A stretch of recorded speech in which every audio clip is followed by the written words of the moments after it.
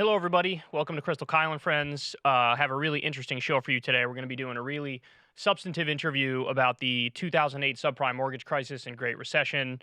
Talking to somebody, two people who are experts on it because they did a documentary on it, and we can really get into all the specifics and the nooks and crannies and how this impacted people in a horrendous way. Um, And how it relates to today's insane housing market as well, and whether there are any echoes there too. So, a lot yeah, of saliency for the political environment we find ourselves in today, and also the specifics of sort of the housing market today, and if there are any warning signs. yeah, the economy's fake is my takeaway. Yeah. That's it. All seems very unstable and fake and not good. But before we get into that, we got a couple things that we wanted to talk about. Tell me the thing about masks, which just came across your radar. This was Okay. fascinating. So I thought this was kind of interesting. So in general, I actually am in support of the supposedly conservative principle of local control when it comes to how they deal with the pandemic and their students and what makes sense for their community. Okay. So that's just in general my ideology about this. In Kentucky, a state that you guys know I used to live in and that I'm very interested in the politics there. They have a Democratic governor right now, but they have a legislature that is held by Republicans. So initially, the Democratic governor had put in place a statewide mask mandate for all of their school systems. Republicans were very upset about this, and so they passed a law and were able to, I think, overcome his veto because they have that level of numbers in the state house and Senate there. They passed a law saying, no, no, no, there can't be any statewide mandate. We're going to kick this to the local level. Their expectation being, of course, that since Kentucky is mostly a conservative state and you have a lot of counties that are rural and, tend to vote Republican, very supportive of Donald Trump and all of that, that they would probably get rid of these mask mandates, the local school boards right away. That is not what happened at all. So all but 6 of Kentucky's 171 districts decided to keep the mask mandates in place for their students, which there's a lot that's interesting about that. I mean, number one, again, I think it shows that you can, in a lot of instances, trust these local school boards to, evaluate what's going on and make a decision in their community. And it makes sense to have those decisions made close to the ground there. But the other is Republicans have really bet big on these, anti-vax mandates and anti-mask mandates from a culture war political perspective.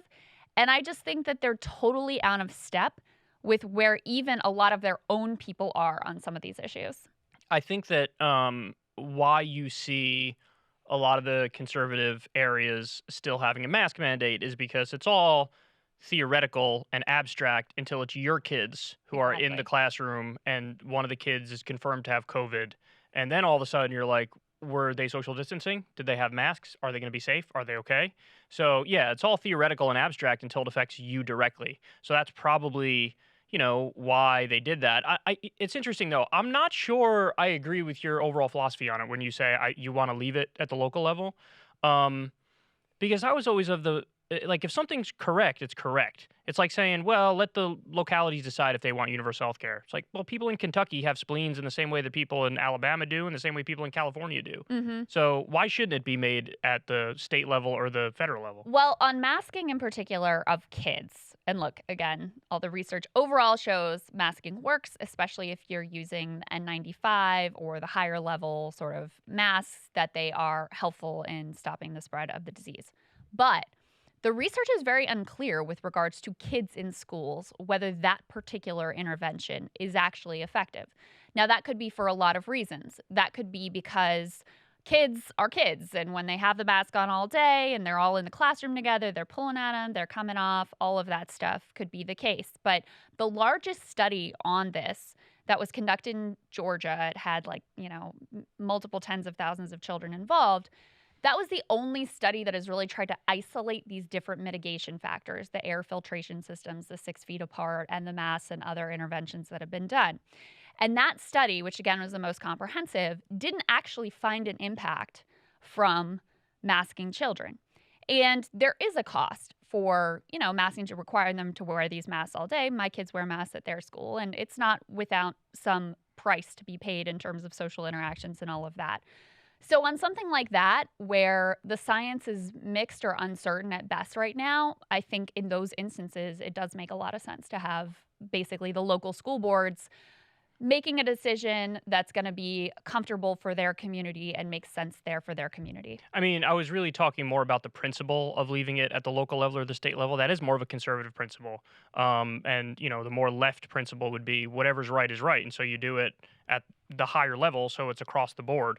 But to that specific point, you know my feelings on this. I just think kids don't wear the masks right. And so that would explain why there's a difference. If you I got think that's probably the kids case. who are fidgety, they take it off. You know how kids are. Kids are disgusting. They'll shove their finger in their butthole and then put it right up to your face.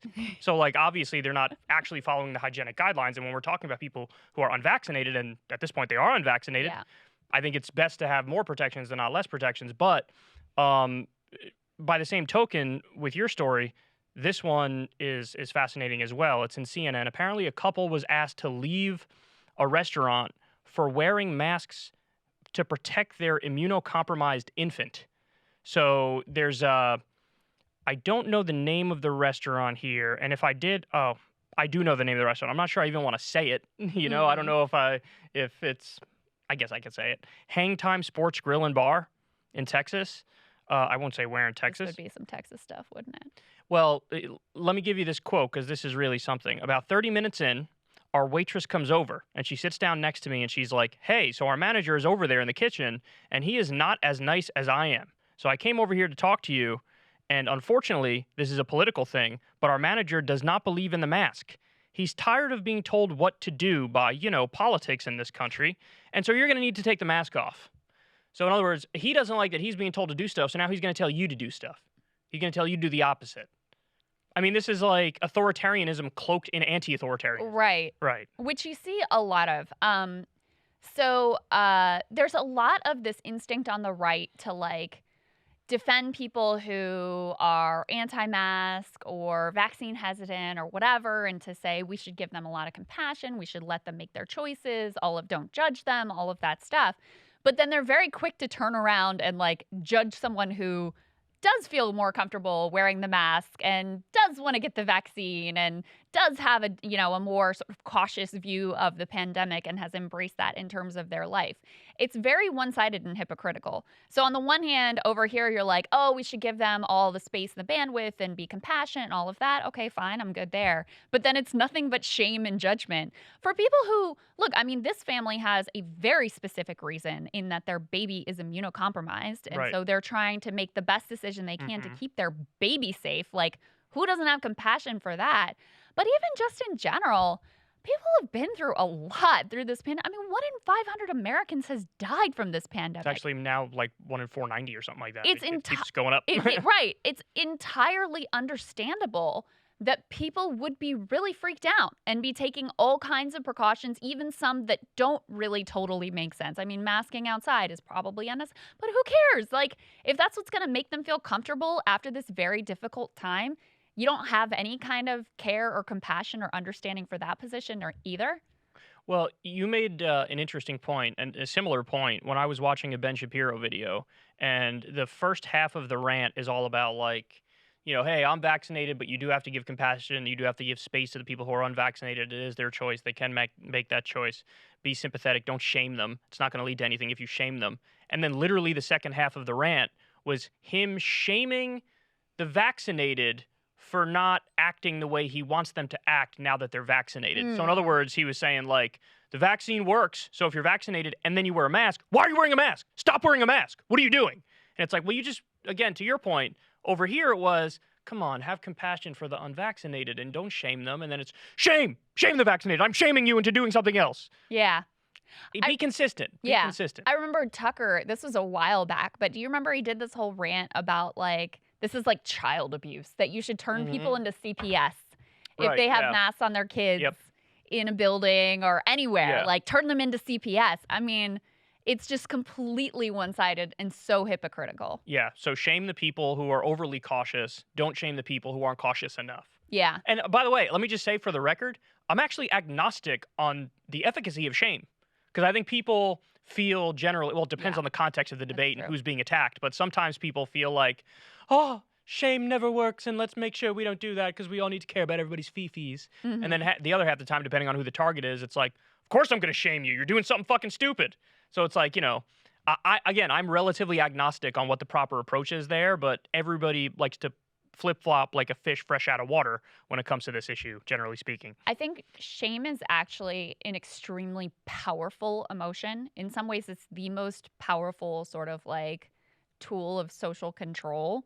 But I think the way that the impact that it ultimately has is very unpredictable. So sometimes, Right. Yeah. like Agreed. when liberals are trying to shame someone for you did a bad thing or whatever, sometimes that works in oh, I'm sorry and I'll do better and I'll be a better person, whatever. And sometimes that person goes like kind of like with Nicki Minaj recently, like, well, screw you. Now I like Tucker Carlson, so it's very unclear whether if you're trying to actually get people to conform to the behavior that you want. And certainly if you're trying to win them over to your side, it's unclear whether shame is actually an effective tactic, putting aside the morality of it. Well, see, but again, you have an answer there. I don't have an answer because I know personally there are times that, I don't know if you'd call it shame, but it was certainly borderline shame. I'm somebody who's very honest and upfront, and I respect the same quality of people being honest and upfront. Yeah. And there are times people who have said to me on various issues, no, you're fucking wrong about that. And I'm going to explain why. And then they explain in very clear-cut terms. And they're persistent and they're aggressive. And then eventually I'm like, you know what? You got a point. And one could argue that what they were doing was shaming me because of the tone, because of how aggressive they were, and because of how uncompromising they were. Right. But it fucking worked in that instance. So that's one of the reasons why I say I'm agnostic on it. Sometimes with some people, certain personality types in certain contexts, shame works. And they're like, no, you're right. I concede. Yeah. I agree with you that it is highly unclear. I'm just saying it's not a uniformly effective tactic. That of course it's not uniform. Of course. In the opposite That's direction. obvious. Oh, absolutely. Yeah. That's obvious. And also always should be clear that like the fact that someone was mean to you on Twitter or whatever does not mean that you get to abandon every other principle and run into the arms of Tucker Carlson or whoever. You know, have agency, right? Yeah, you have agency. I think about the Elizabeth Warren supporters who were like, oh, you Bernie people were mean to us, so now we don't support universal health care. We're going to back Joe Biden. That doesn't make any sense. Makes zero sense. Yeah. But I have to show you this video. This video is out of this world. So I think the name of the outlet is The Recount that put this together. There's been a lot of these local meetings, and I don't know if these are school board meetings or they're just local government meetings or whatever they are. Might be a mix. People can come and they can, give their 2 cents on what's going on in the world. And obviously, COVID is on the top of everybody's mind. And so these hearings are largely about COVID. And man, you are getting some real gems of people showing up and showing their nutsack to the world. Take a look at this video. You want to wear snot on your face all day? Fine, you do you, boo. But don't force that non-science, satanic BS on our kids. The wind that is blowing through the black people, through the white people, through the Chinese people, they are blowing through your veins. These are demonic entities in all the school boards of all the United States of America. Go back to fucking medical school. And by putting masks on these kids' face, you can't identify any of them. Voting on this tells me you guys support sex trafficking. The Constitution and the Declaration of Independence, the Bill of Rights, and the Federalist Papers, and also the Bible. And these guarantee my freedom and yours and our children's to breathe oxygen. You dealt with sheep, now prepare yourself to deal with lions. What you've done, you've poked the cubs. And no one's gonna mess with our cubs. And let me tell you something. Go home tonight and take one of these spoons and put it on your vaccination spot. Guess what? It's going to stick to you. Are you going to the state and asking where they got their science? If you're going to tell me the CDC, come on, guys. Forcing our children to wear masks is nothing short of psychological child abuse on the altar of wokeness. Do you have any idea what's in a vaccine? E. coli, pig blood, detergent. This is not a joke. There are COVID camps. Concentration camps were something that the Nazis did. Your children and your children's children will be subjugated. They will be asked, have you been a good little Nazi? Hail Fauci! God bless. See ya. There's so much to say about that, but does that shake your belief in democracy at all?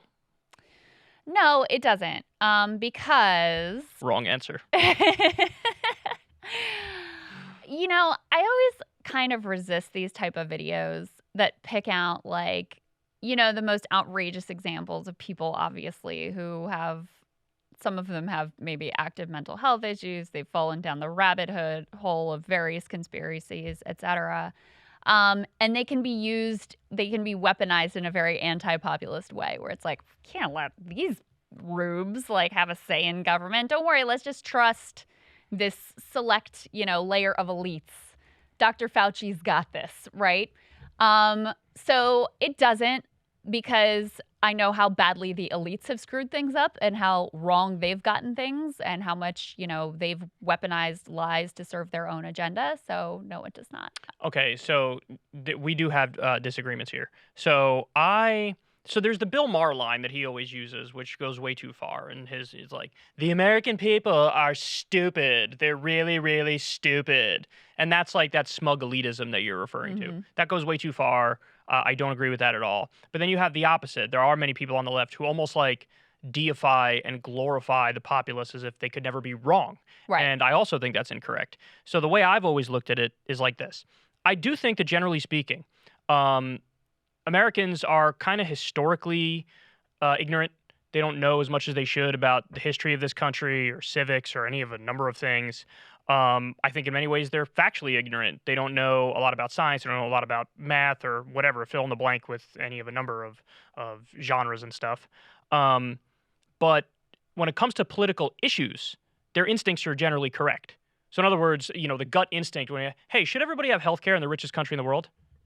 Everybody's like, oh, yeah, of course, duh. Right. Should everybody be able to go to college? Yeah. Should a minimum wage be a living wage? Yeah. Should we be waging a war against Iraq on year number 19 or whatever it is?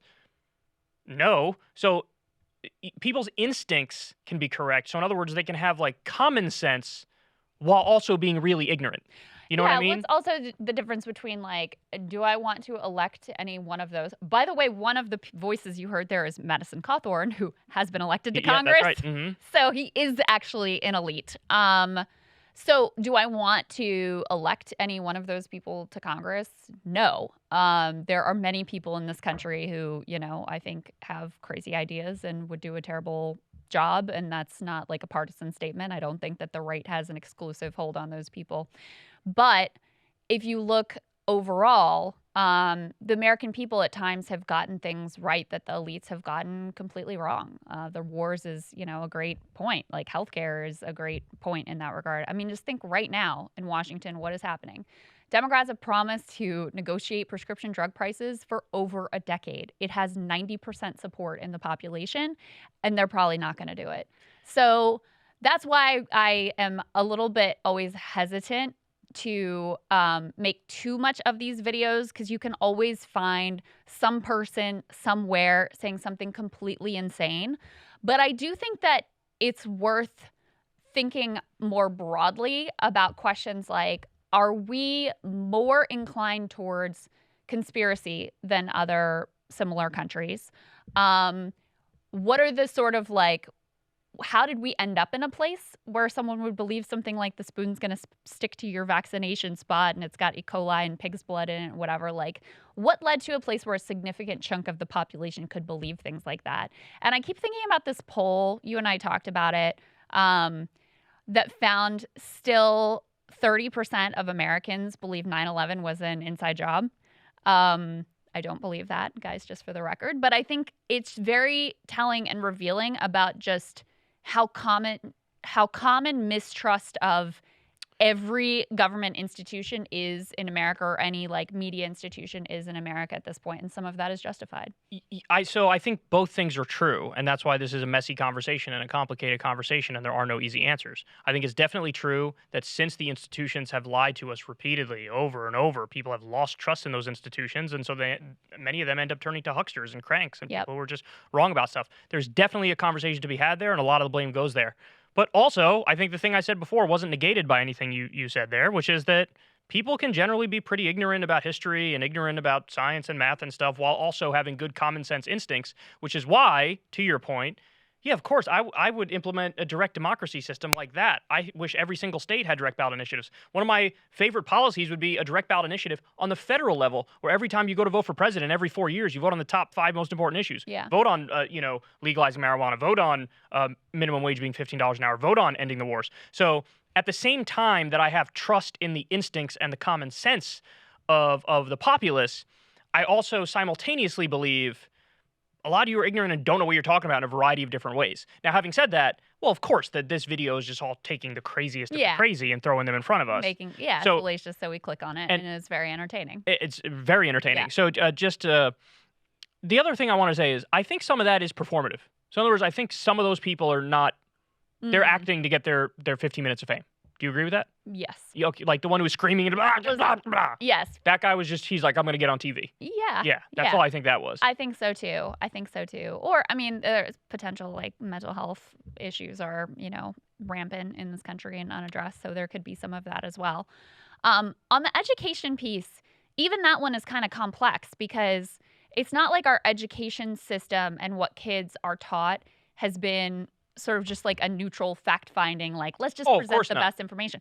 I mean, that's been systematically sort of intentionally crafted to create a certain level of ignorance about, the realities in the country and who matters in the country. And very specific example of this is, West Virginia. I think I've talked about this before, but West Virginia, storied labor history, the mine wars, this incredibly bloody conflict to unionize miners there, the Battle of Blair Mountain, which there's a little bit of a dispute over this, but they claim is where the term redneck comes from because they tied red bandanas around their neck to recognize who were their brothers in arms. These were workers from, they were the sort of white settlers of the region. They were African Americans who'd moved up from the South. They were new immigrants, all like fighting together. And for decades, business interests actually got a law passed that you could not teach that history in West Virginia schools. So when you look at, people, let's just use the example of West Virginia, and you're like, how are you ignorant of this? Like, this is your own history. How do you not know these details? There was a systematic effort to keep people from knowing certain of these details and certain parts of our history as well. So even that piece is sort of complex in terms of how you end up with the number of people who have basic ignorance around the facts of our country and other countries around the world. So true, but I would say 60 or 70% of the blame you could put on the system and the institutions, but I still put like 30% of the blame on the individuals because you can go and learn those things. That's they right. are available to learn. The internet exists. You could go online. Shows like ours exist, and there's a million shows that are like ours that are generally trying to give people the truth as they see it as much as possible. Yep. And then you get a fact like this: 37% of Americans can't name any of the rights guaranteed by the First Amendment. That's not just the system. That's your dumbasses watching reruns of Reba and whatever other shows are on. I was going to say Reno 911, but that was actually kind of funny. That was on Comedy Central. Oh, yeah. What's the one I was looking for? NYPD Blue? What am I living in 2004? I'm trying to think of shows that I'm blanking on all the shows. Cops. But yeah, people are sitting there watching some bullshit, eating some Cheetos, and I'm not hating because I do the same damn shit. But yeah, like some of it is on you as an individual. So on the one hand, simultaneously the argument about the system and the institutions is correct, while also just don't use that as an out in every way, shape, and form. Yeah, you know what I'm and also like as much as you can cherry pick plenty of American ignorance, which is evident, also don't forget that the elites are not only ignorant, they're also arrogant and corrupt. Well, okay, so now this is a good way to end this segment too, because we come full circle to our total agreement, which is the idea that like, so to this point, maybe some elite would watch this segment and be like, yes, Kyle's with us. Right. No, asshole, you guys are just as bad, if not worse, for the reason you just said, which is not only are you equally as ignorant, but you're also arrogant in thinking you're not ignorant. And corrupt. Correct. Is the big piece. I mean, that's right. why I still would say, and I think you'd agree with me on this one, I would rather take 535 names pulled from the telephone book 100% to negotiate this reconciliation bill right now than the, corrupt coal baron Joe Manchin that we have in there the random, as it stands. The random 535 didn't take any money from Big Pharma. The random 535 didn't take any money from the fossil fuel industry. Right. The 535 didn't take any money from the military-industrial complex. And also, like I said, if they're governing solely based off their instincts and their common sense, they're going to make great decisions, which is why you see roughly about 80% of the time when you have a direct ballot initiative, they vote the right way. Yeah. Look, Florida's a perfect example of this. They voted for Trump in the general election and went to Trump over Biden, but they also passed a minimum wage increase with 60%. So what that means is, you know, the more you remove the questions from the micro level and you get more macro with it, yes, things start to degrade. But when you get very specific on the individual issues, people are generally spot on. Yes. And that is why, while there are plenty of individuals who you wouldn't want to like make king or queen of the country, do I believe in democracy? Yes. Yes, I do. Do I believe more democracy where you have less power vested in the hands of this small layer of corrupt elites? Do I think that would be better in general? Yes, I do. Yeah. Another great example of that is, I don't know if you remember that, back when there was a minimum wage debate going on, now we've decided we're just going to keep the minimum wage at $7.25 forever, I guess. Remember Tom Cotton and Mitt Romney proposed, like, we're going to have this gradual increase to $10 an hour or something? In Cotton's home state of Arkansas, which is as conservative as they get, I think the minimum wage is already $12 an hour. So he was like proposing, like the elite from the state, pretending to represent his people, was proposing a wage that was lower than the minimum wage that they already have. So, ridiculous. There you go. By the way, final thing. Don't just do yourself a favor. Whatever point you're trying to make, leave the Nazis out of it. Because it's not like you're not helping your case. Sometimes it's very rare, but every now and then there is an area where you could bring up a Nazi comparison and it's like, okay, that's legit. 98% of the time, it ain't it, dog. This is a good example where it's not it. And the other thing is the Republican trick of like, just call anything you don't like wokeness and then we win. It's that like, was what Madison masks Cawthorn are said. wokeness. What? There's a pandemic going on. Masks are wokeness. It's got nothing to do with wokeness. It's basic regulation and safety. Yeah. So if you want people to be able to stop wearing the mask, then get vaccinated. Maybe get vaccinated. Very and simple. Then we won't be doing that anymore. Speaking of elites getting it very catastrophically, horribly, predatorily, criminally wrong, and the American people knowing a lot more of what's going on and being way better behaved. Financial crisis has shaped everything in this country for decades. It revealed the utter criminality of many of our elites. There were no consequences to be paid. I would contend that's part of how we've ended up with the politics that we have. I would contend that's part of how we end up with people, just losing all faith in any sort of institution. And because there were no consequences, there were no real lessons learned by Wall Street. And the regulation that was put in place to respond to the financial crisis was relatively, milquetoast and toothless. So we're now back in a place where we have potentially, housing prices are going up very rapidly. Is that a bubble or not? Hard to say at the moment. But learning those lessons from the past and how they continue to apply today, I don't think that there is a more important project that we can possibly engage in. So we brought in two filmmakers, Patrick Lovell and Eric Vaughan. They have a new docuseries that just launched. It's called The Con. You and I have both spent a lot of time thinking about and studying the financial crisis and what happened and the way that homeowners got screwed. And I learned a lot from this docuseries, and especially it really humanized some of the human beings who were just completely defrauded and saw their lives utterly decimated by intentional criminality of people both in their local area, but most importantly on Wall Street. So I'm going to talk to Patrick Lovell and Eric Vaughan about their new docuseries, The Con. Joining us now, we have filmmakers Patrick Lovell and Eric Vaughan of The Con. Great to see you guys. Welcome. Thank you. Hey, thank you. It's a great honor to be here. Oh, it's our pleasure to have you. I've watched it. It's phenomenal. Everyone really needs to take the time to see this thing. So we're really excited to sort of dig into that with you. Before we do that, though, I want to show people the trailer so they get a little bit of a sense of what the series is all about. Let's take a look.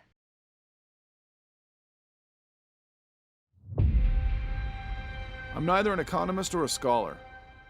I'm just an average American who lost my home and very nearly my family to foreclosure when the market imploded. And I've spent almost every day since trying to find out why. Once the dust settled, it quickly became clear that my story was no different than millions of other Americans. We all thought that we were alone. We all thought that we'd failed. But none of us really knew why. With a gun in her hand, Addie Polk apparently shot herself in the chest as deputies were knocking on her door with eviction papers in hand. This dramatic increase in mortgage fraud cases was the canary in the mine. It was the warning. This was money chasing people. This was not somebody looking for a loan. It was all designed to maximize profits for all of the different players. The person who sold you a loan made more money if they sold you a higher rate loan. They were sold a lie. They're selling to their very clients these loans that they know are a disaster. I lost my home, not because of money, because of fraud. I don't believe Addie Polk took out the mortgage on her home. I don't believe she signed any documents. They just generated all this junk, took home huge bonuses, and then when it collapsed, they said, oh, not us. This notion that the financial crisis was there wasn't fraud and there wasn't crime is absolutely wrong. It's dead. They were targeting, in many cases, minorities. We were waiting for the leadership to say, go. That never happened. The investigation was suppressed. This was all part of the same puzzle that was falling apart. This is the largest conspiracy of lies in the history of the world. This investigation has just begun.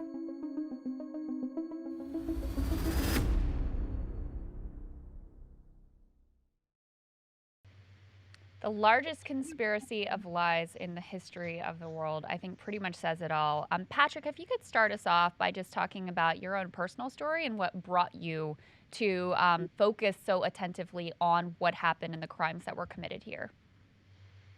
Well, thank you for the opportunity to tell this story. Krystal, I'm so blown away by what you and your colleagues have been doing. Your tagline, stick it to the elites. They're not elites. Elites are like Michael Jordan and Tom Brady, who actually win championships because of just superb talent. The guys that are at the apex of our financial system, of our legal system, of our political system, and the machinery that it serves are completely corrupt. And that's not hyperbole. So my journey started with a simple question. It doesn't make sense. So I was a producer with Eric on a television show where we were literally giving away houses all across the country. And I was making good money. I was low six figures. I was living the one-on-one version of the American dream.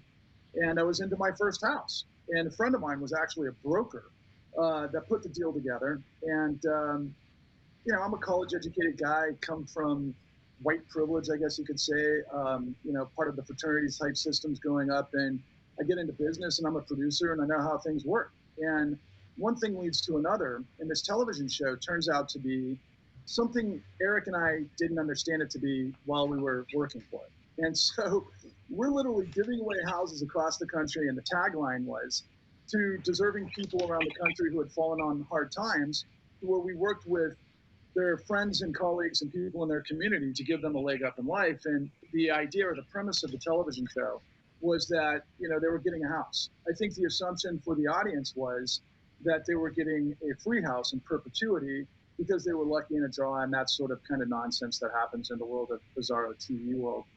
But instead, it was a front for liars' loans.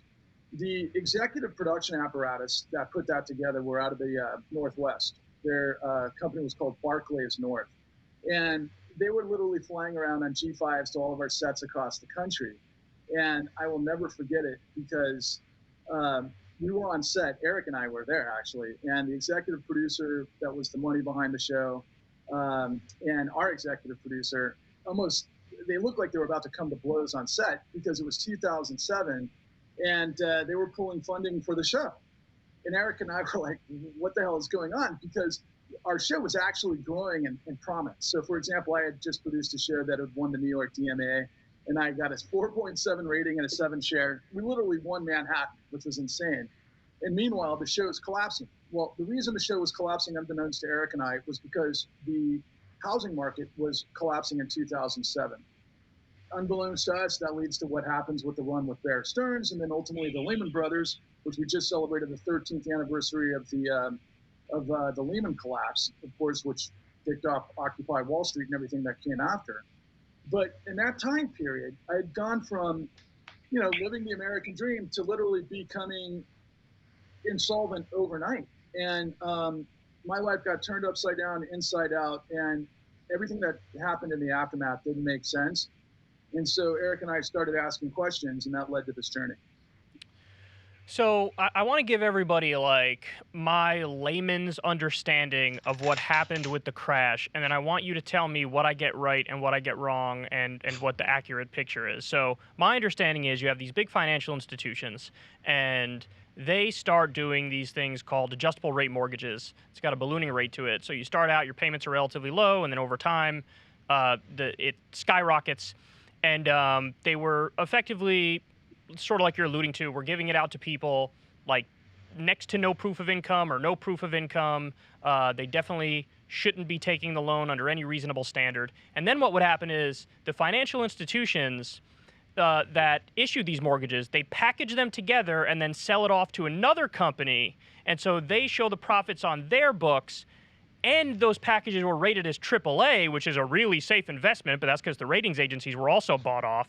And then everybody was basically playing hot potato with these toxic assets. And eventually, the game blew up. So do I have it right? Am I missing anything? Tell me if that's correct.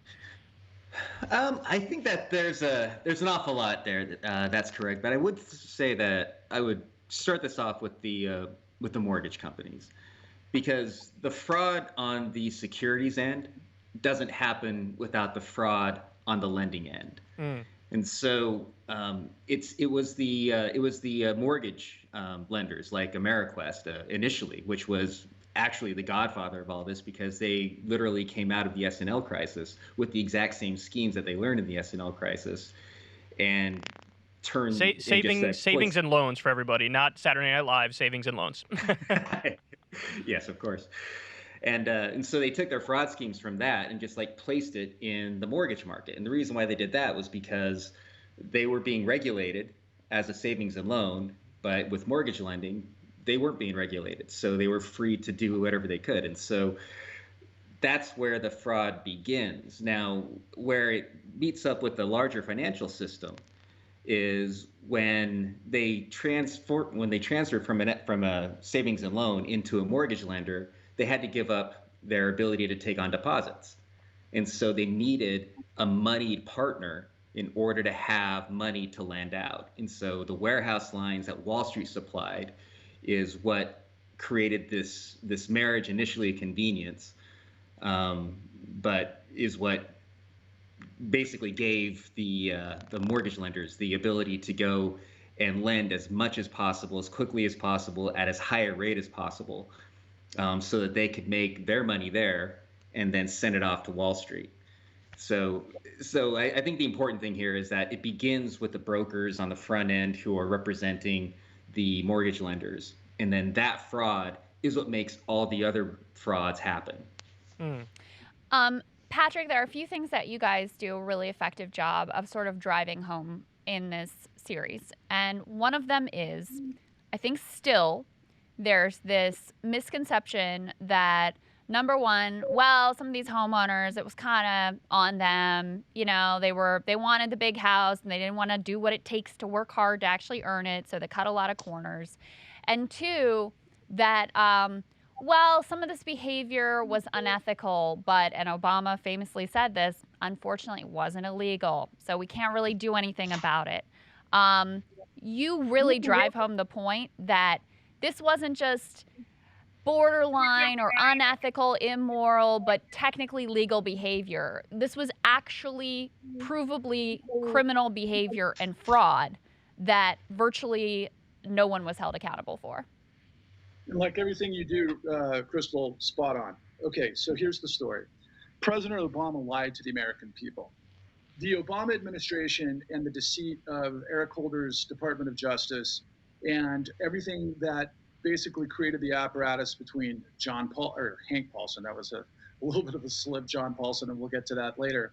But Hank Paulson and Ben Bernanke and Tim Geithner, it was all an absolute deception from politics covering for the largest criminal and conspiracy in the history of the world. There were literally tens of millions of felonies that took place at every level of this pipeline.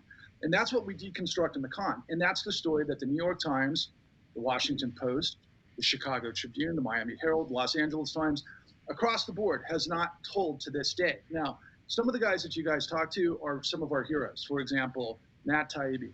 I was obsessed with Matt Taibbi early in the process, and I first got to understand this awareness from inside the belly of the beast in layman's language of all of these things that he was revealing in these 10,000 word essays at the time in Rolling Stone magazine that were basically telling me what my gut was telling me, that, wait a second, this is a dog and pony show 3-card Monty that was tricking everybody into what were liar's loans.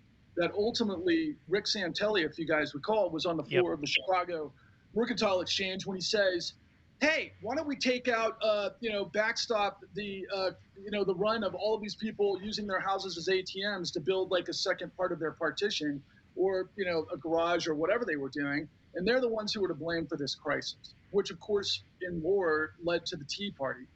That was absolute nonsense. It was the people like Rick Santelli that were covering for the lies and the deception at the tables that literally were deceiving people into all of what Kyle just said, all of these different loan products that were simply liar's loans. They had I think there was there was 20 plus different types of loan products that I'm aware of that they could basically get people into loans. And now granted, understand this is another huge misunderstanding of what happened during the crisis. The people that leveraged their houses, most of these people had insane equity in their houses. They owned their houses. The economy was stagnant. People had, major bills. Obviously, there was inflation in a lot of sectors, and people needed money.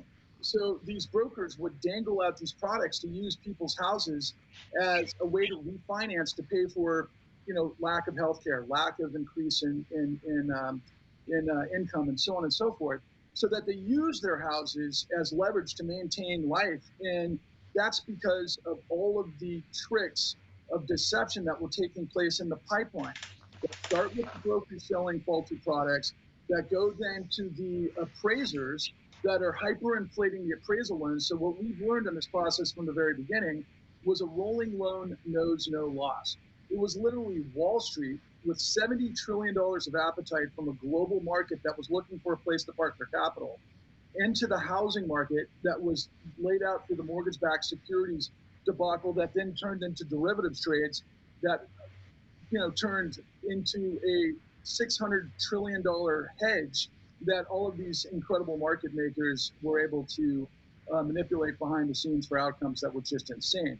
But at the very beginning, the core of this, like Eric, pointed out, you got guys lying, stealing, and deceiving, which are all violations of civil rights laws. What we have throughout the country is deceptive acts and practices, which are felonies. There's civil rights violations based on HOPA, or I think it's pronounced HOEPA, which is Homeowner Equity Protection Act. Now, interestingly enough, Krystal and Kyle, the buck stopped with the Federal Reserve Chairman, who was supposed to regulate these markets. Now, I'm kind of jumping ahead in the process, that Alan Greenspan was warned over and over and over that there was nothing but fraud happening at this level that was constituting Fed policy. And Alan Greenspan literally said, park it on the sidelines. I'm not going to do anything about it. And then, of course, at the end, Alan Greenspan's the guy there that everybody's like listening to the wise man, right? That supposedly has all the answers. And he said, no one saw it coming. Alan Greenspan, the chairman of the Federal Reserve, knew exactly what was going on. And as a result, $29 trillion manifested from the Federal Reserve to backstop this criminality, where millions upon millions of people were literally illegally foreclosed upon.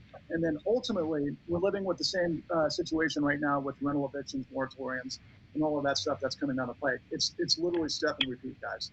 To answer that question on more of a micro level, so the incentive structures from the top down pushed the brokers on the front end who were actually writing the loans for the typical homeowner, on the street level.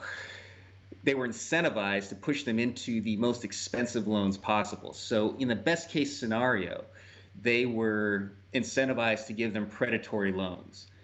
But as the pressure mounted to make more and more of these loans, and this pressure was real. I mean, because basically they had to hit quotas, or else they were going to be fired, because if that lender didn't hit their quotas, they were going to have their warehouse lines pulled away, which was their lifeline.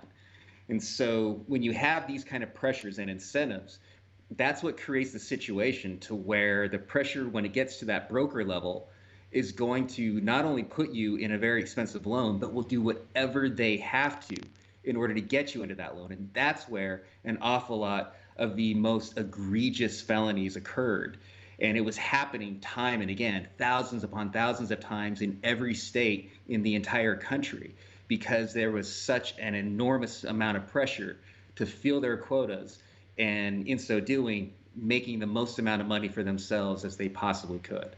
And when you say they were willing to do whatever it took, we're not just talking about, like, you know, sort of a little misleading to people, not really focusing on how these payments are going to blow up. You found instances of actual forgeries. You found instances where they presented the homeowners with, you know, they told them that the loan was going to be one thing, and then the documents they give them say something else, and they promise, oh, we're going to fix it, don't worry, but they obviously don't fix it. You found instances of outright fraud, not just sort of like manipulation and deceit. Eric, could you talk a little bit about that?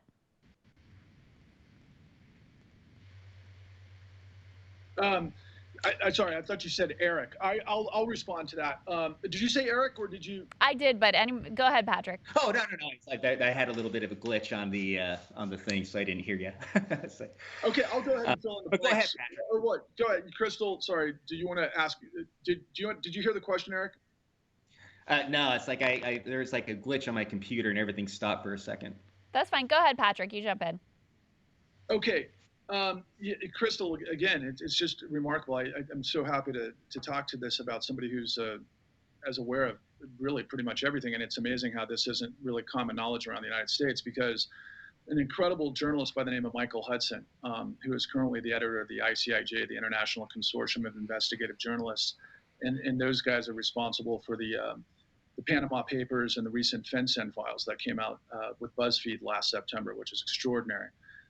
He did a book in collaboration with work he was doing at the Los Angeles Times at about this time period called The Monster. And what he found was that they have really what they call fix-it shops, right? Where brokers would lift W-2s, they would change incomes, they would change all of the information to be able to fit the borrower into the loans that they could get approved.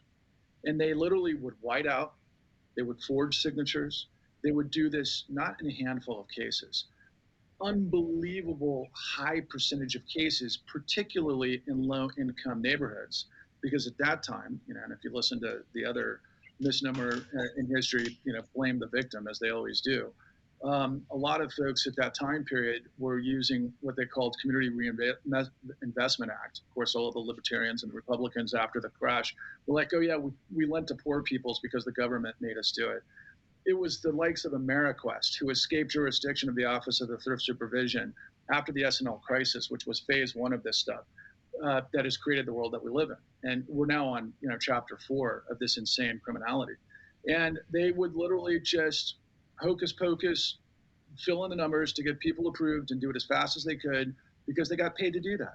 They were getting commissions to do that. And you got to just ask yourself, well, wait a second, why would they lie, steal, and cheat to be able to, you know, jeopardize their jobs? They were getting rewarded to do that. Now, the way this all plays out ultimately is that, and this is also not common knowledge, which is just insane to me, but that investigative journalism, heroic investigative journalism by Michael Hudson, ultimately led to 50 state AGs to pull the ring around this incredible mammoth fraud institute that at the time was bigger than Countrywide. A lot of people know the name of Angelo Mozilla. This guy, Roland Arnault, was bigger than Angelo Mozilla.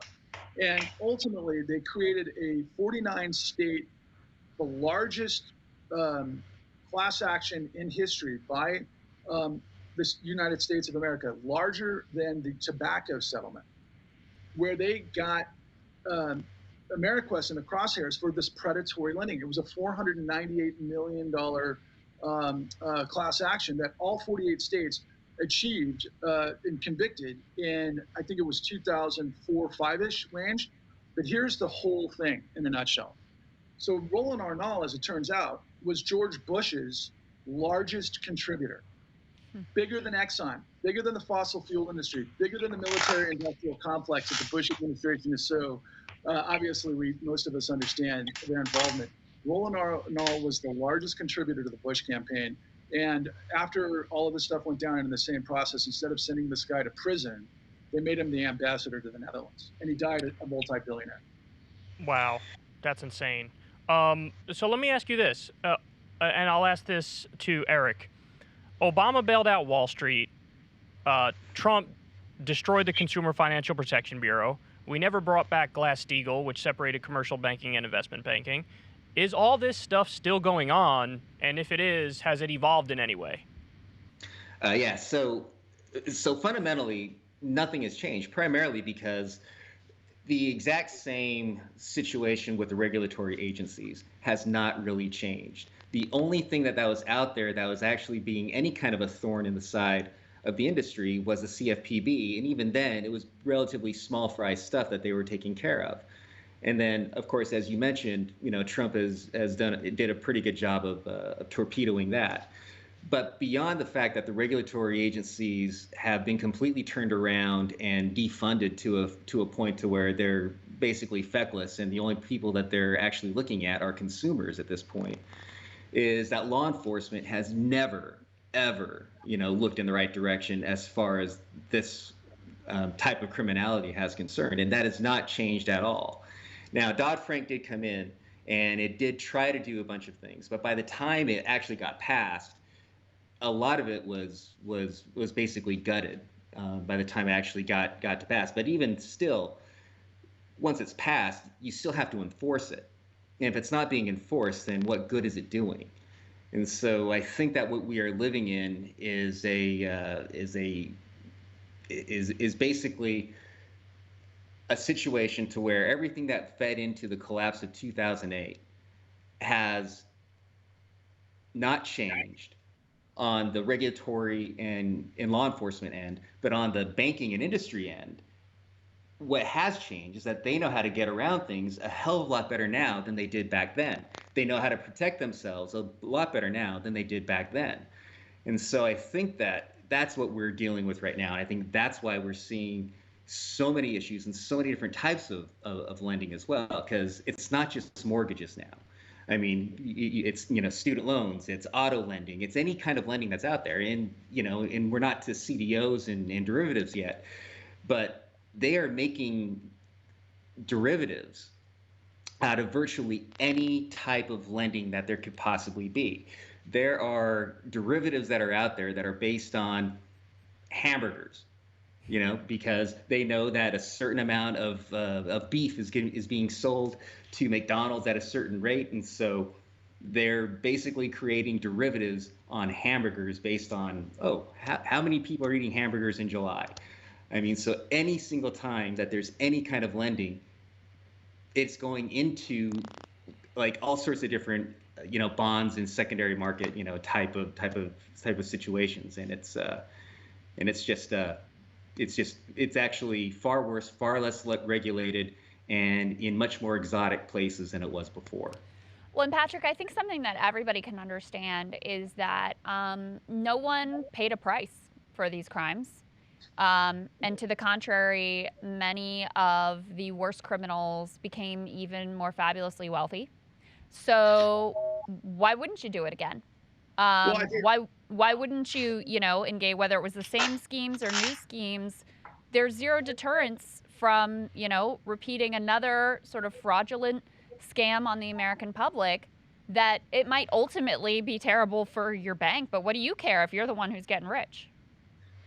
Again, you always nail it, Krystal. The fact is that, I watched your stuff on Elizabeth Holmes the other day, and it just absolutely put a smile on my face like right now, because Elizabeth Holmes was fraud. And there's like people out there like, oh wait, this is a sexist situation because she's a woman, she wanted to be Steve Jobs and blah blah blah, when in fact it was just control fraud, which brings me to the most elucidating point of this whole thing. And our mentor on this whole project is a gentleman by the name of William K. Black, and I hopefully between this opportunity and we domino this thing, I won't be happy and know that we beat this insane amount of deception and corruption until there's literally a memorial on the Washington Mall somewhere near adjacent to Jefferson and Lincoln, because that's how important William K. Black is.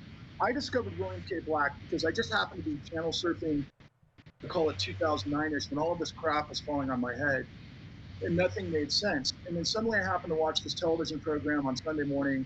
At that time, this guy was doing all of this interviews with the likes of Matt Taibbi and Eve Smith and some of these other people talking about the consequences of the collapse and what it all meant. And I came across a gentleman by the name of William K. Black on Bill Moyers, who started talking about control fraud.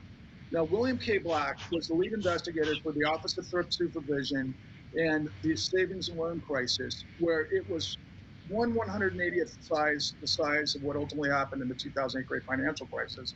And he created, with all of the heroes of that era, when we actually had conviction of law enforcement and financial regulation, they got 30,000 criminal referrals for the fraud that was happening at that time. They ultimately got 1,000 convictions of the high-level guys, and a lot of people out there may remember the name of Charles Keating. He was at that time presiding over the largest bankruptcy in history that targeted widows in this grand scheme. And ultimately, that's where Alan Greenspan came out of, was working with Charles Keating. So instead of actually going down the tubes like Charles Keating did to go to prison, Alan Greenspan winds up as the Federal Reserve Chairman, right? So is there any correlation to how this stuff works? Eric and a gentleman who we reveal in episode 1 of The Con, Pastor Reverend Harrison, who happened to be a detective from the Akron PD before he became a pastor in Addie Polk's church, who was our kind of incredible domino to this entire story of insane corruption that targeted the weakest amongst us. He said that, what do you do when you take the cops off the beat? The criminals take over. And that's the world we live in, Krystal. So let's kitchen table this for people. Tell me the story of an elderly woman who you document in this piece. Tell us the story of Addie. Addie was at the time of her first loan that she got, was an 89-year-old widow from Akron, Ohio. Her and her husband had moved up to Akron from the South in order to work in the rubber industry. And, at the time, it was like the first time that the rubber factories had opened the doors to African-American people in the country. And so they came up, they got their jobs. In fact, Robert Polk ended up getting 2 jobs at 2 different factories so that he could purchase a home for he and his wife. And they did so, and they actually owned it outright by, I think they went and purchased it sometime like around 1970 something, and then I think it was owned outright by 1985. And Robert Polk died right around 1993, and then Addie was left alone. About 2 years after that, she started getting calls in order to from people who were trying to give her a loan, and she had been very good with her money from all accounts. Everybody says that she was like extremely on top of her finances and knew every cent that went out of her purse and what have you, and she was in a situation to where I think they needed shingles on her roof and her porch fixed. Mostly because there's like city codes, that mean that you have to keep up with those things, and or else you can get a tax fine or something along those lines. So magically a broker appears on her front doorstep, telling her that they can get her a loan that can help pay for these things. Now, interestingly enough, this is something that came out a little bit later, is that we interviewed Patricia McCoy and Kathleen Engel, who talked about how a lot of these people would find out who was vulnerable in these situations. They'd go to City Hall and they would see which homes had complaints against them that would potentially end up in a tax fee violation. And so then they would go and they would find that information, go to those homes, and appear as if they were angels from on high, coming down to save the day. And Give them this a loan, very they're brokered. right, and this very likely, was something that contributed to this particular situation. So they come in, swoop in, and they say, "Hey, you need your roof fixed, you need your porch fixed. We can get you a refi and yada yada yada." And so that happens. Now, once that happens, I believe that first loan was a GMAC loan. Now you're in the system. Now they know that you are a target. And then I think that the next few loans after that was from Countrywide. Now, this is where it gets a little bit fuzzy because either one, she was becoming victim of predatory refinancing on the part of Countrywide, giving 30-year refinances to a 90-some-year-old woman. I mean, the math doesn't work out very well right there. And that's the best case scenario.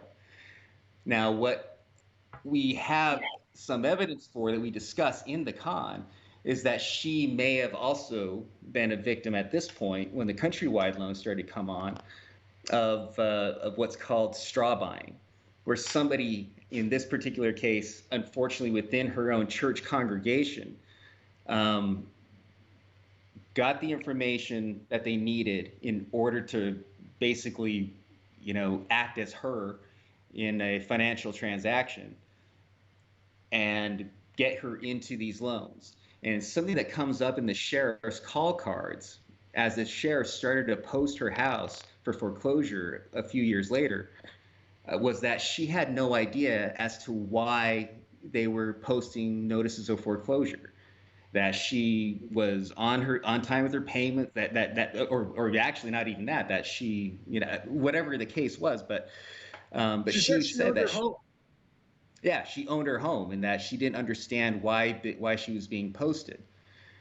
And this kind of further sort of indicates that she may have been a victim of straw buying, especially given that her records were found at the church by Pastor Harrison, who was doing an investigation, because he was literally brought in as a former Akron police officer to be pastor of this church because they had been dealing with a scourge of corruption occurring within it. And so he's brought in to clean it up. And so he's basically acting in that capacity.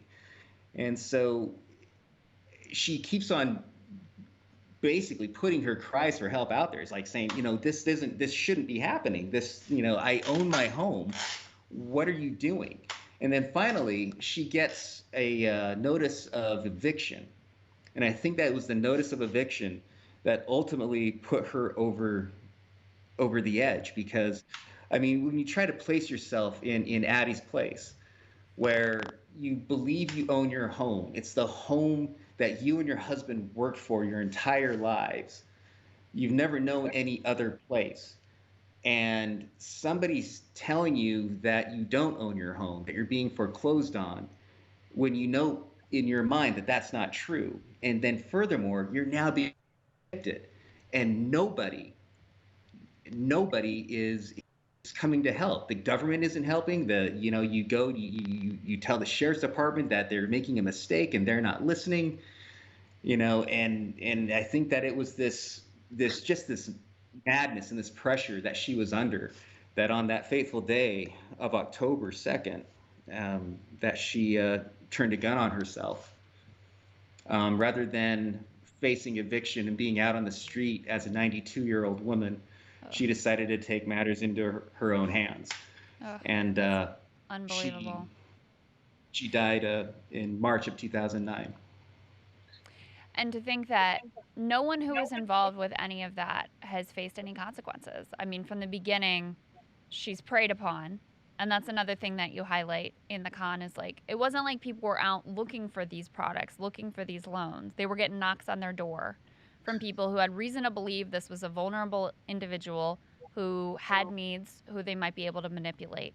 And then in this instance, some evidence, and this is what her pastor believes, that her identity was just straight up stolen and she was just outright defrauded, and her signature forged by just an absolute con artist. And also indications that this was not a unique instance, and the level, I mean, just the tragedy of that is horrific.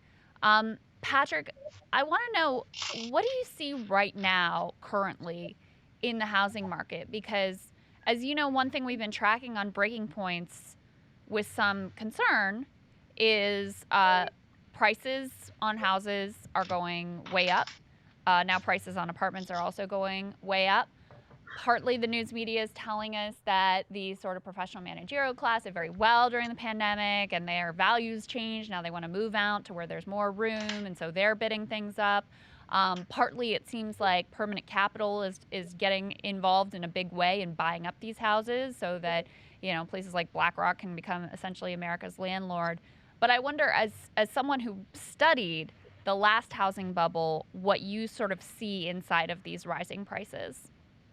Again, thank you, Krystal. The timing is extraordinary. So I'm going to do thank God this is long form and you guys are bright and you can stay with this sort of thing. I got to throw the kitchen sink at you to bring this full circle, because it's what we're all going through right now. But there's a little bit of a caveat to your point that nobody was held accountable. And see, this is the great, almost divine sort of presence of Addie Polk and her tragedy. So we had been studying this stuff a long time prior to this, and I was really always going to the top down. I was dealing with the C-suite guys, like these superheroes like Michael Winston at Countrywide and Richard Bowen at Citigroup, which I hope we have a chance to talk about if we have enough time, but obviously it's a big story. And everything they did to try to shut this down so the likes of what you just described to Addie Polk wouldn't happen. And every single one who did the right thing got thwarted by this corruption. Now, in terms of it being relevant to right now, I want to point out that there's a crazy situation happening actually, let me start it with this way. So Addie Polk's tragedy opened up the door to the ultimate revelation, Krystal and Kyle and Sagar and Matt Taibbi in the world. So this is what happened, and everybody needs to understand the name Mark Gann. So what ultimately happened was Eric discovered Addie Polk. She was literally 50 yards, within 200 feet away of his offices in Akron, Ohio, when he relocated from Los Angeles back to Akron, and that's part of a crazy story. But ultimately discovered Addie, and he called me one day and he said, we got to tell the story. What do you think about it? And I was like, well, of course, because we're looking for building this from the bottom up, because Eric had the prescient notion years before. He said, why isn't this racketeering? Why isn't this RICO? Why isn't this, racketeering influenced corrupt organization laws that we used for the mob? And I kept thinking to myself, well, wait a second, based on everything we're discovering, that's exactly right. So we discover Addie Polk. We discover all of this horrific situation. She was targeted by the brokers because the system was set up where they could go find elderly women, widows, African-American, who were the absolute targets of this thing to start it off with. And then they got the rest of the world, including myself. And that was all intent. Contrary to what Barack Obama told, I believe, Leslie Stahl on 60 Minutes when he said what Wall Street may have done was unethical, but it wasn't criminal. That was a lie, and he knew it, by the way. And what ultimately Addie Polk led us to was, I'll never forget this, one of our crack producers reached out to this Sheriff Don Fothery of the Akron PD department, Summit County PD department. And the guy didn't want to be interviewed. He didn't want to talk about the situation. He felt guilt. He had already told the story to the New Yorker, which is where Eric found this, and he didn't want to go on camera. And our colleague, Alex Tennant, literally went and knocked on this guy's door incessantly to tell him, we just need you to tell us the story because we got to do this recreate for our story. And so he finally reluctantly agrees. And at the end of his interview, he's taken off his mic and he said, are you guys familiar with Mark Gann and the Summit County Task Force and what they pulled off in the David Willen case? I'm like, no. And so he said, you might want to call this number. And he has me call this guy who is the head sheriff of the Summit County Task Force. And lo and behold, I find out I'm on the phone with Eric, and we're on this way to an interview with this tremendous woman, Becky Wiese, who also was a white woman who went through the same problems. And I'm reading through this article that was in the Plain Dealer, the Cleveland Plain Dealer, and I'm reading through it, and it says, Mark Gann and the Akron Task Force got this guy, Dave Willen, on RICO. So I'm like, what? And we call the investigators. I end up talking to this guy, Tom Murphy, who is the salt of the earth as they come, American hero. The white-collar task force of Summit County, Ohio, did their job that we, the people in this country, depend on. They put together a secret location, a compound. They started diving in because Mark Dan, the Attorney General of Ohio, had the wherewithal and the commitment, which is exactly what this all comes down to. People in positions of power who we, the people, depend on to actually have integrity with the law, put together this task force to investigate what actually was taking shape. They figure out the whole crime. And then they pull the noose around this guy, Dave Willen, and they get him on RICO.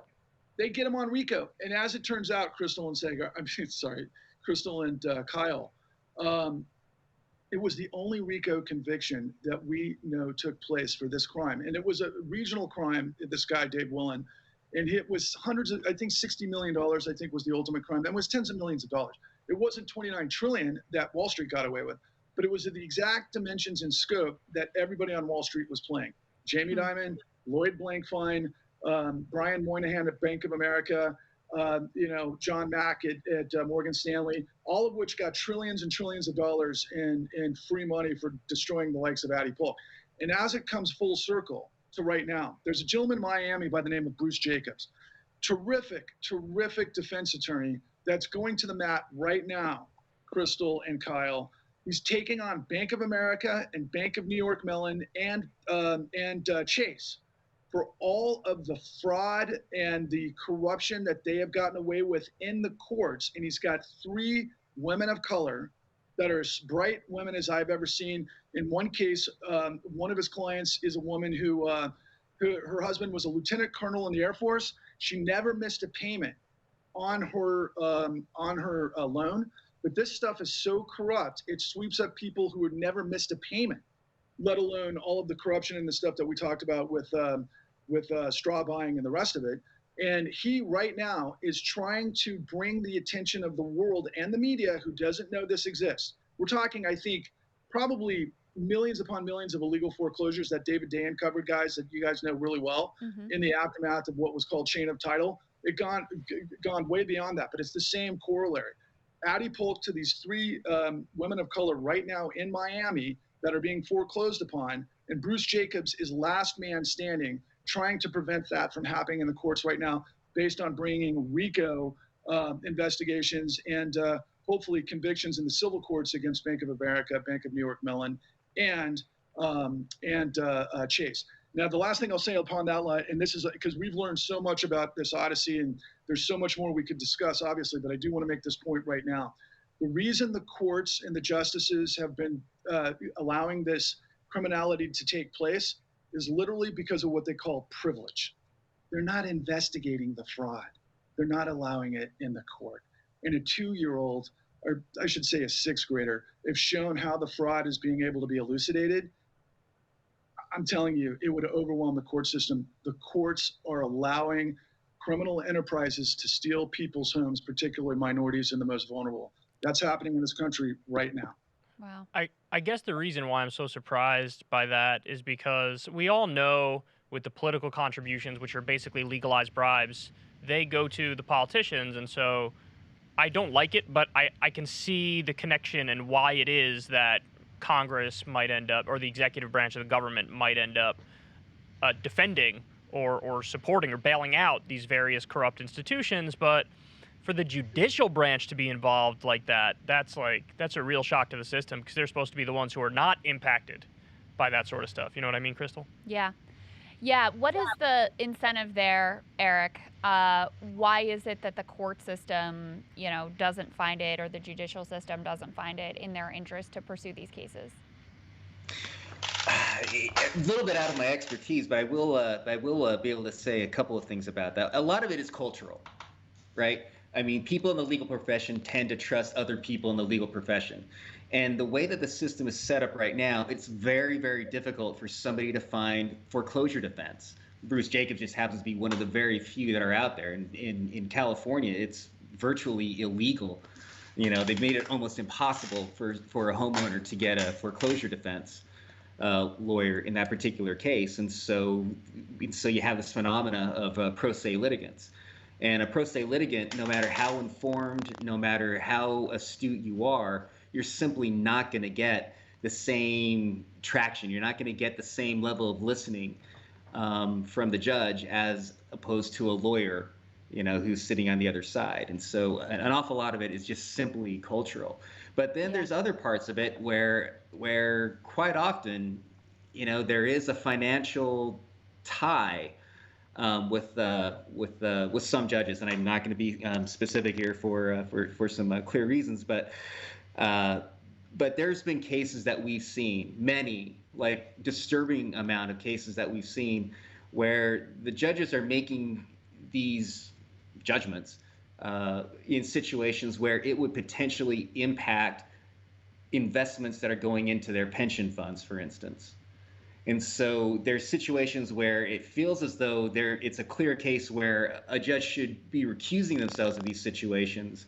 But because there's so many cases that are coming through the system at any one time, especially back in the day, post 2008, that they were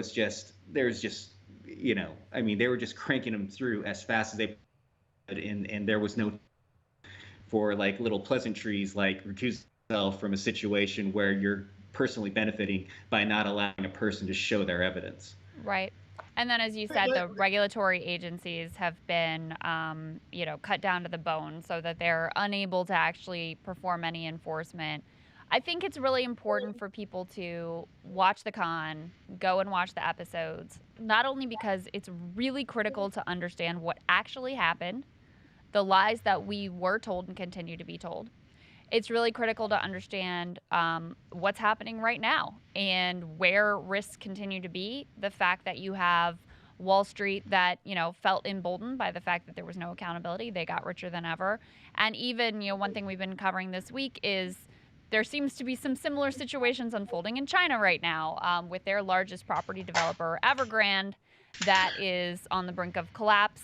The Chinese government has asked themselves, is this company too big to fail? Are we going to bail them out? Are there going to be any actual consequences? So if you don't understand the specifics of what happened with the housing crisis, you're not going to understand our economy today. You're not going to understand Wall Street today. You're not going to understand our political system today. So that's my pitch for everybody to go watch the documentary. I did. It's great. And Patrick, if you could just tell people where they can find it and where you'd like them to go and check it out. Okay, and I'm going to squeeze this one last point in. First of all, you can find it everywhere. We had to work around the machine because the machine is basically the board of directors at HBO and Netflix, and all of the rest of them are the same guys that we expose. Goldman Sachs and Chase did the mergers and acquisitions deal of HBO Time Warner, and of course they're up to their eyeballs in this stuff. And as it turns out, BlackRock is the largest board member of Netflix, and there's problems with this whole thing across the board because of the corruption. You can find it on Apple TV. We're doing this workaround, the self-distribution model, just like you guys. You can find it on Apple TV. You can find it on Xbox. You can find it on Amazon Prime. You can find it on Microsoft. And I believe there'll be others. But I want to make this one last point, Krystal, because it's absolutely crucial to what you guys are covering day in and day out. So I got a call yesterday from a police officer who works in the Dallas Department of Corrections. He works in the prison system in Dallas, Texas. He himself went through the same insanity he's trying to fight in the courts based on this illegal fraud from servicers and law firms, what they call foreclosure mills, in the courts of Dallas. And he's a law enforcement agency who's been trying to fight this for a long time. He called me yesterday and he told me that the evictions that are happening in Texas are incredible. Cops with AR-15s are showing up to throw people out of their rental apartments. And as it turns out, and this is the step and repeat, and this is a whole other side of this category that we haven't discussed, basically the states have gotten $48 billion to basically create rental relief. A lot of the landlords have actually gotten that relief. A lot of the people that need that relief have not been able to work themselves through the bureaucracy. Maybe there are people that don't have a lot of education wherewithal to be able to work through the paperwork, to be able to make their cases. And there's billions of dollars sitting on the sidelines right now while literally the police are coming in with AR-15s and evicting families and saying, it's time for you to get to the streets. And ultimately, the people and the landlords are selling those houses at high rates based on what we expose in the con to the likes of BlackRock, who are intersected with Evergrande And it looks to me like both, and I think the market is through the roof today, that the Central Bank of China and, of course, our Federal Reserve, they just continue to throw trillions of dollars at this problem to allow this stuff to continue. We've got to stop it. The truth is in the con. It's the truth that the whole system has hidden. I pray that everybody in this country, the millions upon millions of victims who don't understand what happened, watch the con, and we've got to come together to create a civil rights-like movement to purge corruption. We've got to do it now. Everybody watch the con. Patrick Lovell and Eric Vaughan, thank you so much, guys. We appreciate it. Thanks, guys. Thanks for the opportunity. So that was Patrick Lovell and Eric Vaughan. And I have to tell you, there were so many things that I learned from this docuseries. And they really do start with Addie Polk, who is this 90-plus-year-old woman who kills herself because she loses her home. And then you come to find out that it may not have even been just that she was misled and she was preyed upon, but that they actively stole her identity, forged her signature, and defrauded her. And that this was happening in case after across America. And Obama has the gall to come out and lie and say, no crimes committed here, nothing illegal. And that no one ultimately pays a price. They get away with it. So there are two layers to that. Number one, yeah, what you're saying is true. I have no idea what the numbers are in terms of how many instances of just the outright fraud there was, like you're describing with Addie. There's probably a lot of that, right? But even if you take, and they mentioned this a few times, even if you take the kindest interpretation of events, then it would still be criminal because it would still be predatory loans that were made, without any proof of income or verification. They package the mortgages together, say they're AAA because the rating agencies are bought when they're not AAA. Then they pass them around like hot potatoes just to say on their balance sheets, look, I made a profit. Yes. And so on one end, the homeowners get fucked. And on the other end, who ends up with these terrible, this junk that they've packaged together and pretended is AAA? Disproportionately, it was like pension funds. It was like, Central States pension funds and, firefighters and teachers and whoever who get caught holding the bag that got sold this bill of goods. So when the hot potato eventually explodes, overwhelmingly, it's the very working class people who were preyed upon to start with, who also through their pension funds, they're the ones that are getting screwed on the other end. So just all the way around, Wall Street made out. They got away with it. So Bear Stearns and Lehman Brothers went down. And then the government panicked. They just threw all the money they had at Wall Street. They got bailed. They were bailed out under Bush. They were bailed out under Obama. There were no strings attached. So the same companies that were committing the fraud and the same companies that made the terrible decisions that tanked the global economy, they got bailed out, no strings attached, and then their CEOs got bonuses. Yes. You remember when this happened? Yes. It was a huge scandal because they said, we got to bail them out because or else the entire world economy is going to collapse. Bailed them out, no strings attached. Then the same guys who bankrupted their companies and crashed the world economy got bonuses. And then they had the nerve to say, you remember what their reaction was? They said, we have to do this in order to keep the talent. To maintain our talent. Look at that talent. Are you out of your mind? It doesn't work like that at any other job in America. You fail repeatedly, and then the government rushes in, bails you out with taxpayer money, and then you get a raise? You get more money? And that's the way it worked. And the reason why this is the way it went down, and there's no accountability, is because of the political bribes. Yes. It's legal. Bribery is legal in this country. All these companies, all these big financial institutions give money to Democrats and Republicans, and it's I scratch your back, you scratch mine. They run for office. They turn around when they're in office, and they bail them out. They deregulate them. They look the other way as they commit fraud. They do systemic fraud. Bernie Sanders famously said it in the 2015 Democratic primary that fraud was the business model on Wall Street. 100%. And what did Hillary Clinton say? I went there and told them to cut it out. Cut it out. I told them to cut it out. No, cut it out ain't going to work. She got paid, what, $250,000 to give him that little speech? That's right. And what you have to do is you have to bring back Glass-Steagall. You have to regulate them effectively. I would ban the adjustable rate mortgages, the ballooning rate mortgages. It should just be 30-year fixed, and there should be obviously stringent standards in order to give out the loans and whatnot.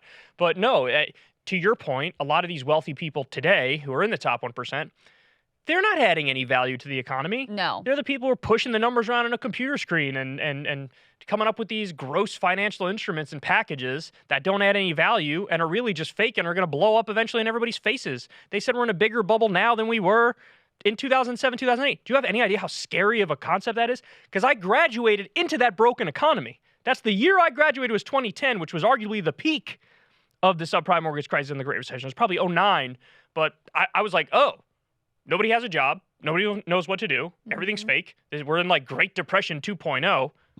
Imagine what it's going to be like now. I mean, we already have COVID. But God forbid these kids graduate now into COVID. It's terrible. But want an economic crash on top of that? Well, get ready. Yeah. And the Glass-Steagall point is really, really important. And I don't want to gloss over that because after the Great Depression, all of these reforms were put in place to protect people, to make the banking system basically boring, you know? Right, yeah. And so at that time, they separate. First of all, commercial and investment banking. They actually looked into the criminality, and people actually went to jail for their crimes within the banking system. FDR. I welcome their hatred. That was the moment. And they put into place this really critical protection, which is Glass-Steagall, which separates just the normal, like, commercial banking of you from put investment in a deposit, banking, from the casino gamblers, from taking that money and then speculating with it with all of these exotic instruments and products. So Clinton gets rid of that, and when they after this crash, when everyone's like, you know, anybody who's looking at this is like, maybe it wasn't such a great idea to take these breaks off and take this separation away. No, we're going to make some half measures instead. We don't want to go that far.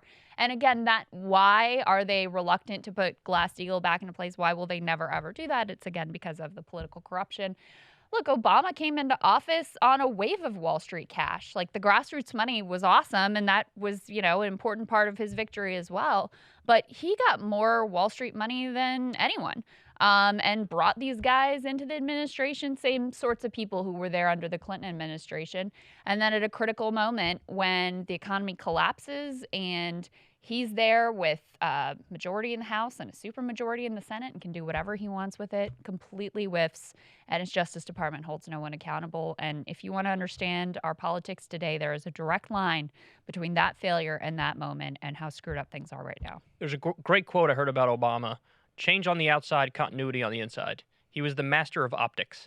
He was the master of making people think like, I'm with you guys. And then to your point, if he's taking all this money from Wall Street, well, that's probably why he bailed him out. Probably why the regulation was a joke. And you could loopholes so big you could drive a Mack truck through them. And that's why, you know, the first time Obama was in the news after his presidency, what was it for? Giving a $400,000 speech to Wall Street. That's the very first. I was thinking Richard Branson. No, that was there too. But the very first story post presidency was $400,000 speech. Same story, really. Just two different versions of the same story. Like he's thrown in with wealth, and the other thing that he's thrown in with that Irami Osei Frimpong always points out is it is in his interest now to make sure that nothing good happens, because if something better happens under a Democratic president now than happened under him. That's why he holds back Bernie. That looks bad for him and his legacy, right? If we get single-payer health care, well, that makes Obamacare look terrible, small and pathetic, which it was, and which ultimately, you know, just bolstered the private insurers, health insurers even more. So it's in his interest to keep us from having nice things, which is a very sad trajectory from the original promise of real change. And then you get the fake populist Trump, who deregulated further, cut taxes for the rich, destroyed the Consumer Financial Protection Bureau. It's all a sham. Yeah. There you go. But to understand the details of that sham, watch The Con. Highly recommend it. It's told on a compelling human level where you can really understand from the bottom up what was done to the American people. That's exactly right. And subscribe to Krystal, Kyle, and Friends on Substack so you get the video and you get it a day earlier. Love y'all. Have a good week, guys. See you back here next week.